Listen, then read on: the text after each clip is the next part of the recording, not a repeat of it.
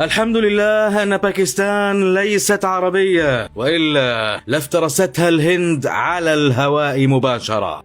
باكستان تميزت عن الدوام بمواقف عسكرية فعالة أدت إلى تحقيقها انتصار واضح على الهند في زمن قياسي قصير، بل وإجبار الهند على التوسل لإسلام آباد لوقف إطلاق النار. لكن ماذا لو كانت باكستان دولة عربية أو عضوا في جامعة الدول العربية؟ لو كانت باكستان عربية كان من المؤكد أننا سنشهد قمما تعقد بلا نهاية تجمع فيها الزعماء لإصدار بيانات شجب واستنكار تعبر عن القلق الشديد والإدانة الصارمة ودعوات المجتمع الدولي لوقف الاعتداءات. لكن وكالعادة هذه البيانات لن تثمر شيئا سوى إضاعة الوقت وتسجيل حضور إعلامي. لو كانت باكستان عربية سيكون جيشها نسخة طبق الأصل من الجيوش العربية التي تحولت من أدوات دفاع إلى أدوات استعراض وتخويف للشعوب نفسها، ليس عدوا خارجيا بل المواطن الداخلي هو الهدف، حيث تستخدم القوات لقمع الاحتجاجات وإسكات الأصوات والتدخل في الشؤون المدنية، بينما تترك الحدود والمواطنون في خطر. لو كانت باكستان عربية كان من المؤكد أن الساحة السياسية ستغرق في صراعات بين الفصائل والأحزاب والرموز التي تتنازع على السلطة، ما يؤدي إلى شلل في اتخاذ القرار. لو كانت باكستان عربية كان عدد الضحايا سيرتفع بشكل كبير مع غياب أي حماية فعلية للمدنيين. الضعف السياسي وعدم وجود قرارات عسكرية حاسمة تجعل الشعب يترك فريسة سهلة للاعتداءات، بينما المسؤولون منشغلون بالتفاوض الممل والاجتماعات العقيمة والتصريحات المكررة التي لا تقدم جديدا. لو كانت باكستان عربية كان الإعلام الرسمي سيحترف فن التضليل والضحك على الرأي العام، حيث ستبرز الفضائيات الرسمية كل خطاب رسمي على أنه انتصار، بينما تقلل من حجم الكارثة على الأرض وتهاجم المنتقدين على أنهم أعداء للوطن.